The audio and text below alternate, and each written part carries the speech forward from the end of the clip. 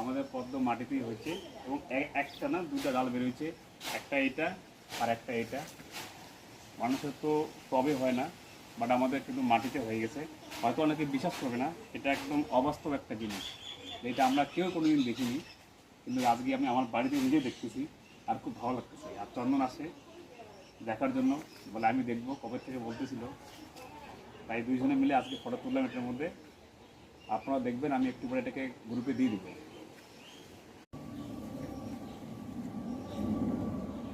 মানুষের হচ্ছে টবের মধ্যে পদ্ম হয় না, বাট আমাদের কিন্তু মাটিতে পদ্ম হয়েছে।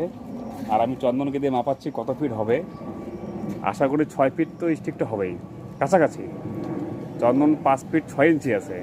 হ্যাঁ, 5 ফিট 6 ইঞ্চি, তার থেকেও বড় হয়েছে স্টিকটা, পুরোপুরি মাটিতে এটা।